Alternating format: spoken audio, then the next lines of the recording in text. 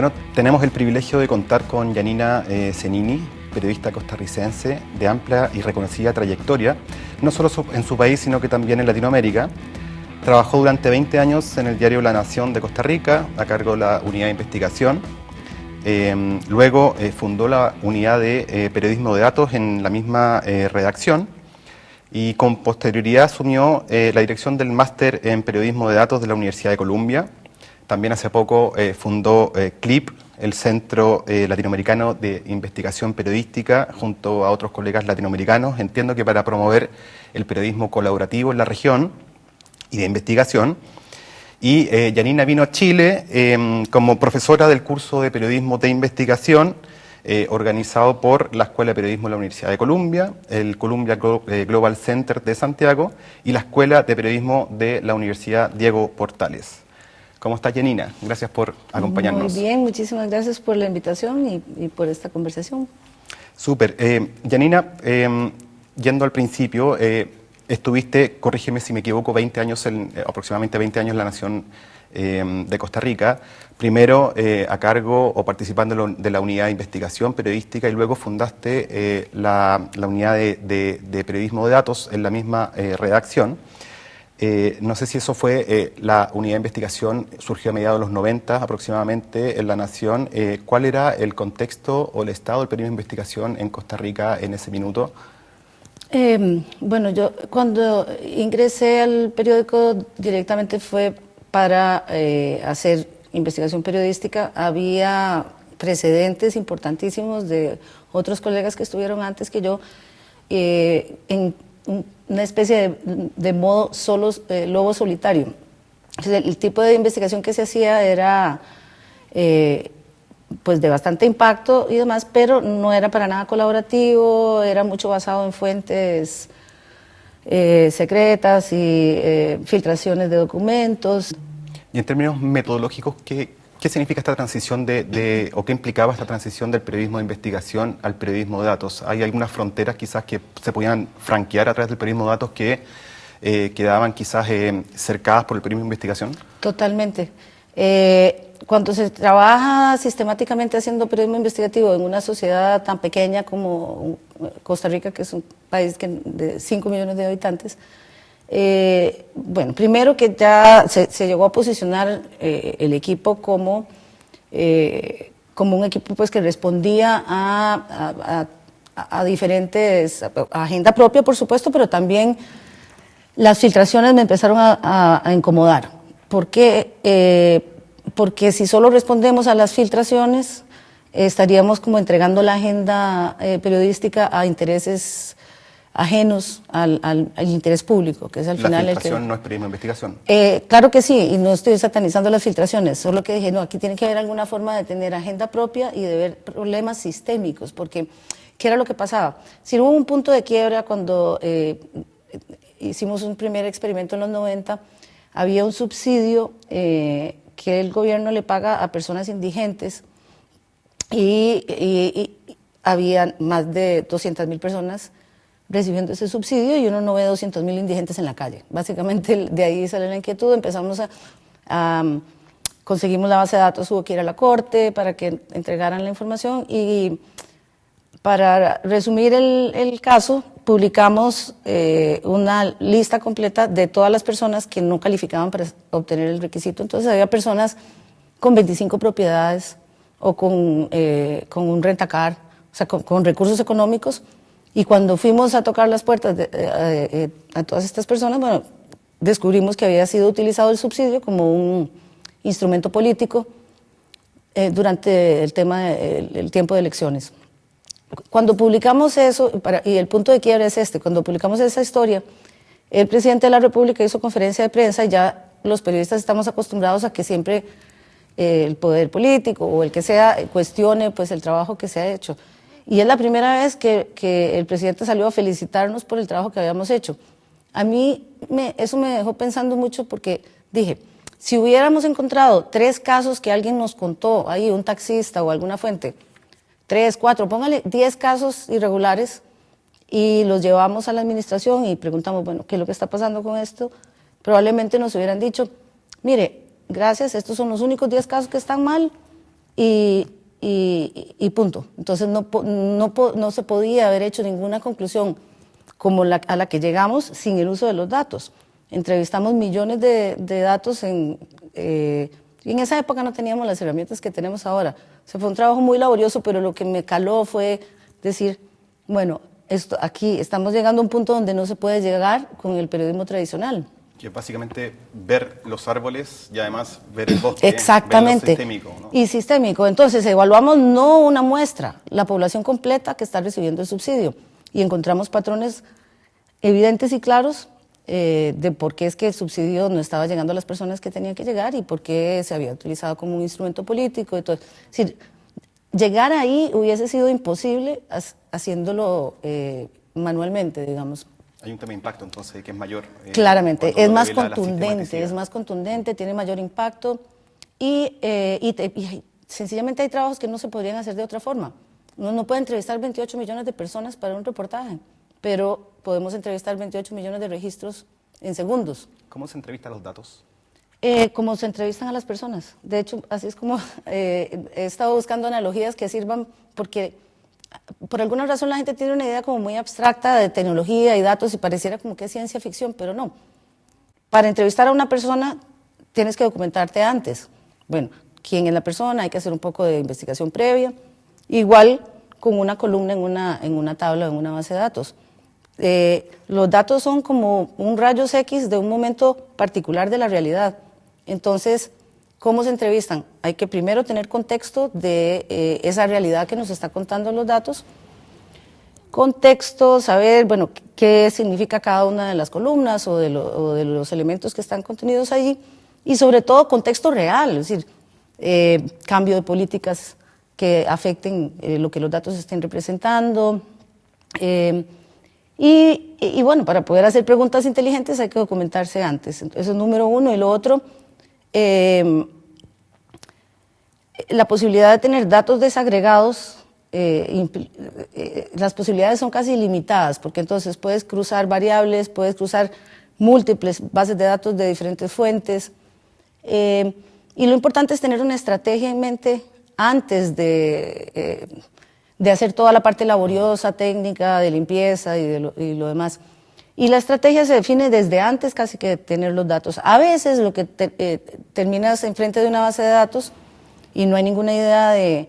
O sea, funciona en las dos vías. A veces tienes una idea, consigues los datos y haces la historia. A veces tienes los datos primero y entonces lo que viene es como una especie de exploración después de hacer todo el tema de limpieza y preparar los datos para que sean entrevistados. Entonces, ¿qué es lo que se hace? Comparar, básicamente. O sea, analizar datos es comparar datos, encontrar patrones, tendencias y comportamientos atípicos. Y básicamente eso es lo que da pie a posibles historias periodísticas. Entonces, bajo esa perspectiva, el periodismo de datos o el ejercicio del periodismo de datos no requiere, en términos metodológicos, necesariamente una hipótesis de arranque, como si lo requiere el periodismo de investigación. Siempre tiene que haber una hipótesis. Si se empieza con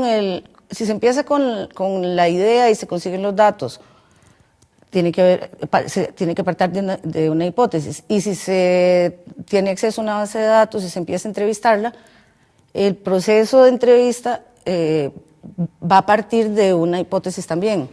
Y no se puede construir una hipótesis si no se conoce el contexto. Por ejemplo, ahora estamos analizando en el curso una base de datos del Banco Mundial, de préstamos del Banco Mundial, que han sido evaluados por una auditoría independiente y calificados entre muy satisfactorios y muy insatisfactorios. Y estamos entrevistando ahorita 240,000 registros de todas partes del mundo y ¿cuál es la idea? Bueno, si no sabemos, por ejemplo, hay una columna que viene con un montón de acrónimos y lo primero que hay que saber es, bueno, qué significan esos acrónimos, pero además, ¿qué representan? Por ejemplo, hay préstamos que son solo para países países que han pasado por un conflicto armado. Eso es una de las categorías. Entonces uno puede llegar y aislar ese conjunto de datos y hacerle preguntas específicas. O podrías comparar ese conjunto de datos con fuentes externas, por ejemplo, una lista completa de todos los conflictos armados en el mundo en un periodo determinado de tiempo, y luego comparar ¿Qué es lo que está haciendo el Banco Mundial? Esto lo hicieron mis estudiantes en una clase sencilla. Levantaron eso, cruzaron las dos cosas y se dieron cuenta de que la mayoría de los préstamos o dinero que se otorga a países que han pasado por un conflicto armado son los países que han estado involucrados en una de las guerras que está involucrada Estados Unidos.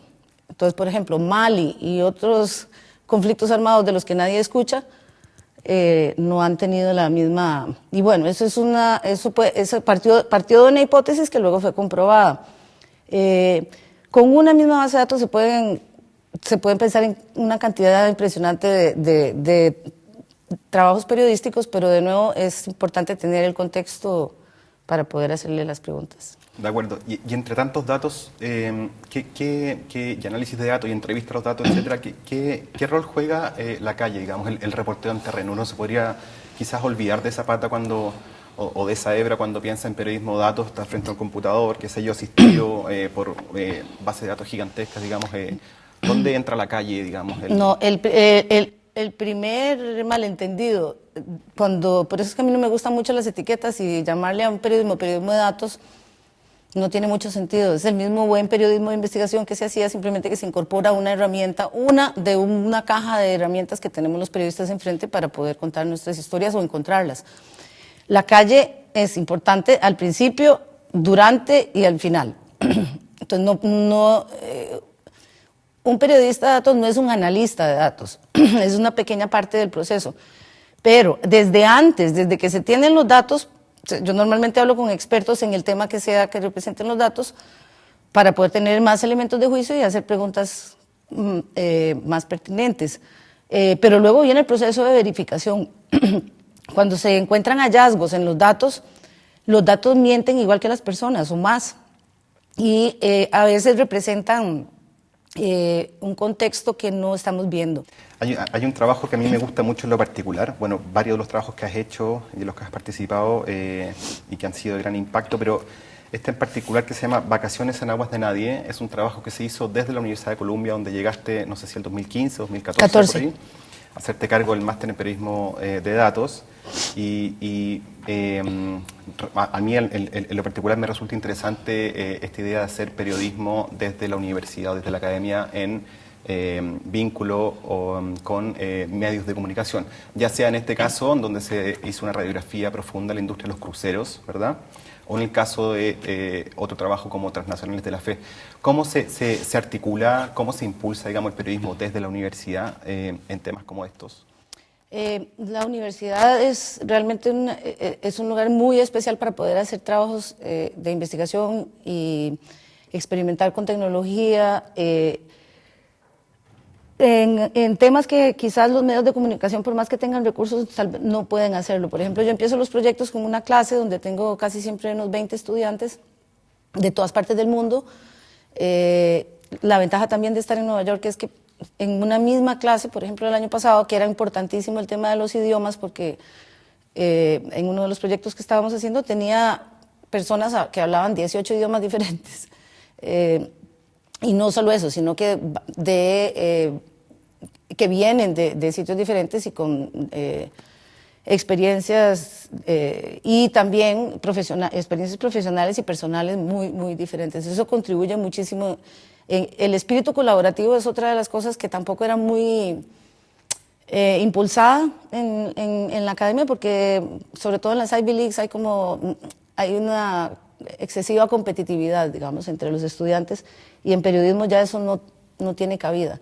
Entonces es como una especie de oasis ahí donde todos trabajamos en un mismo proyecto y lo que uno contribuye al otro, se genera ese tipo de colaboración, primero a lo interno de la clase y luego cuando el proyecto va avanzando más, incorporamos, dependiendo de la historia, a medios de comunicación en cualquier lugar del mundo, en Nueva York o... por ejemplo, para el trabajo de Donald Trump trabajamos con el New Yorker, ProPublica, de los evangélicos habíamos trabajado con NBC News, la parte de Estados Unidos, y después vino la parte de Latinoamérica, que es Transnacionales de la Fe. Entonces vamos incorporando, digamos, a los medios que quieran trabajar, y lo que yo creo que ellos han apreciado es que, por ejemplo, ahora estamos recolectando todos los casos penales en el continente desde la Patagonia hasta Alaska, que involucren a iglesias de cualquier denominación y lavado de dinero.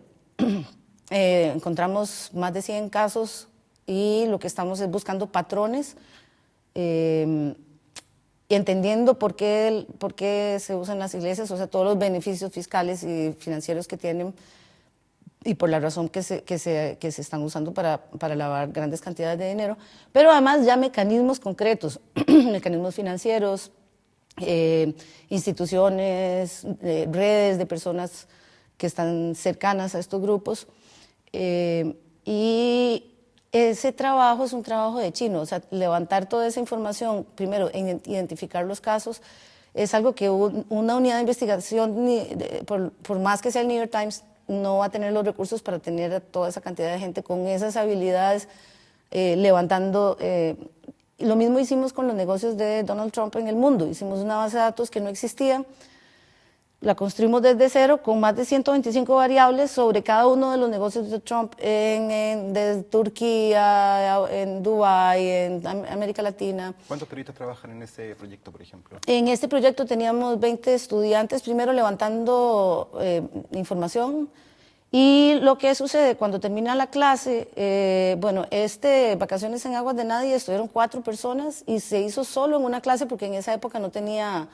Ahora tenemos un fellowship que es como una especie de laboratorio de investigación transfronteriza y el propósito de este laboratorio es casualmente promover la investigación colaborativa y a través de fronteras. Y ahora contratamos a 3 o 4 estudiantes luego de que se gradúan para que continúen ya haciendo el trabajo más fino, ya reporteando las historias, viajando si es que hay que hacer viajes de reporteo. Y todo eso lo hacemos en colaboración con socios a los que les interesa participar y publicar en conjunto. La ventaja del modelo para los estudiantes es que trabajan, desde Panama Papers ya habíamos trabajado, son la única institución académica que fue socia del Consorcio Internacional de Periodistas de Investigación en Panama Papers, Paradise Papers. Entonces, imagínate lo que es para un estudiante poder estar trabajando con 400 periodistas de talla mundial, además guardando un secreto por un año entero y aprendiendo de eso, que creo que en ningún otro lugar hay una plataforma así de este tipo para trabajar en temas de verdad. A veces se tiene la idea que el estudiante es estudiante y no le pongamos nada muy complicado y que haga cositas ahí, pero no, realmente no solo ahí, en muchísimas otras universidades llega gente con hambre de hacer cosas y creo que esa sinergia con periodistas experimentados pues es de beneficio al final para todos, para los medios porque tienen, digamos, un trabajo sistematizado y orientado, o sea, una metodología y tal, a un resultado X, y para nosotros cumplimos con la misión de aprender haciendo, que es la mejor forma de aprender. ¿Algún trabajo de datos, Janina, para cerrar, que te haya llamado particularmente la atención en los últimos meses? Mucho. ¿Por qué reacción, digamos? Sí. Bueno, hay 2 cosas. Hay una tendencia nueva, bastante nueva, que me tiene con los ojos encima, que se llama OSINT, Open Source Intelligence, la práctica. Básicamente se trata de utilizar fuentes abiertas, es lo que hace Bellingcat en Inglaterra y algunas otras organizaciones ya lo están haciendo, ya el New York Times se montó un equipo de investigación visual, y es poder hacer investigaciones en tiempo real de eventos que están pasando en el mundo. Por ejemplo, ahora el avión que cayó en Irán, Bellingcat fue el primero que, utilizando imágenes satelitales, o sea, es una combinación de fuentes de inteligencia abiertas, algunas otras comerciales, para poder hacer investigaciones literalmente casi en tiempo real. En menos de 24 horas, Bellingcat, utilizando vídeos y fotos y metadata, imágenes satelitales y una combinación de otros datos, demostró que el disparo el impacto que recibió el avión había venido de determinado lugar. Bueno, esto es de esta semana, pero es la metodología que ellos utilizan, que son muy generosos además para compartirla. Hay otras organizaciones haciendo este tipo de trabajo. Entonces, esto es como lo nuevo que hay en el mundo tecnológico, y es la combinación de todo. No es datos, una tablita ahí en Excel, sino ver como datos casi cualquier manifestación o pieza de información, ya sea visual y como trabajos, a mí particularmente me gustan los trabajos que se ve que hay una idea detrás. Por ejemplo, en Alemania, Spiegel hizo un trabajo colaborativo, crearon 2 personajes ficticios, Hannah y Ismail, los 2 de 27 años, los 2 graduados en marketing, y mandaron con un robot correos a todos los agentes inmobiliarios de Alemania pidiendo cotización para alquilar un apartamento. Recogieron y tabularon todas las respuestas, y Hannah, la alemana, tuvo, no me acuerdo el porcentaje, pero muchas veces más posibilidades de las que tuvo Ismail, el personaje falso turco. El trabajo me gusta porque pasó de los rumores a que hay discriminación, a probarlo, y además de una forma muy creativa, generando los datos ellos mismos y recogiéndolos en una forma que no es ciencia ficción, así dificilísimo técnicamente, pero que hay una buena idea y un propósito detrás. De acuerdo. Muchas gracias, Janina, por acompañarnos. Gracias a ustedes.